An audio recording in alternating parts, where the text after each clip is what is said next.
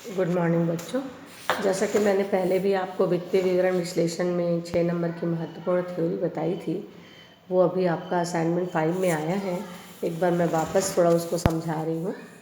जैसे कि दिया हुआ है, लेखांकन अनुपात विश्लेषण के क्या उद्देश्य हैं। तो लेखांकन अनुपात विश्लेषण के उद्देश्य हैं: पहला, महत्वपूर्ण विधि; दूसरा, बड़ी एवं जटिल संख्याओं को सरल व संक्षिप्त रूप में प्रस्तुत करना; तीसरा है संचालन कुशलता का आकलन करना; नेक्स्ट है संपत्तियों के सही उपयोग का परीक्षण करना। इसके अलावा लाभदायकता, तरलता और शोधन क्षमता की गहन विवेचना करना।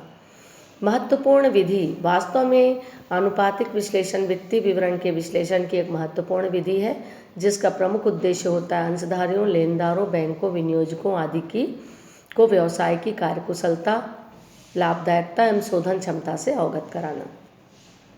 दूसरा जो है बड़ी एवं जटिल संख्याओं को सरल व संक्षिप्त रूप में व्यक्त करना। अनुपात विश्लेषण के माध्यम से बड़ी संख्याओं को छोटे रूप में तथा जटिल संख्याओं को सरल एवं बोधगम्य रूप में हम प्रस्तुत कर सकते हैं। ठीक उसी प्रकार से संचालन कुशलता आकलन करना। अनुपात विश्लेषण के माध्यम से व्यवसाय की संचालन कुशलता का आकलन कर प्रबंधक को संचालन की दुर्बलताओं, कमियों एवं खामियों के बारे में हम जानकारी दे सकते हैं। संपत्तियों के सही उपयोग का परीक्षण करना। लेखांकन अनुपात विश्लेषण के द्वारा जो है ज्ञात करने का लेखांकन अनुपात विश्लेषण के द्वारा यह पता लगाने का प्रयास किया जाता है कि व्यावसायिक उपक्रम में संपत्तियों का सही उपयोग हो रहा है या नहीं।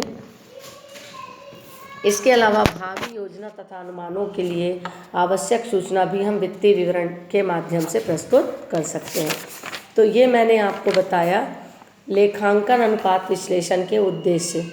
ठीक उसी प्रकार से लेखांकन अनुपात विश्लेषण के लाभ या महत्व भी हैं, जिसमें पहला है व्यावसायिक उपक्रम की सामर्थ्य का पता लगाने में सहायक, व्यावसायिक निर्णयों के औचित्य की जांच, जटिल व दुरूह संख्याओं को सुबोध और सरल ढंग से प्रस्तुत करना। इसके अलावा तुलनात्मक अध्ययन में सहायक, समस्याग्रस्त क्षेत्रों का पता लगाने में सहायक, दुर्बलताओं का विश्लेषण करने में सहायक, अन्य व्यवसायों से तुलना करने में सहायक।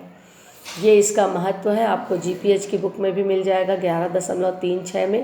ये मैं पहले भी आपको समझा चुकी हूँ।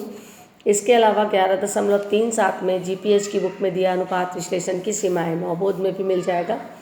सीमाएं यानी बुराइयाँ, जिसमें कि पहला है असत्य परिणामों को का खतरा, अमौद्रिक पहलुओं की उपेक्षा, कीमत स्तर में परिवर्तन, वित्तीय विवरणों की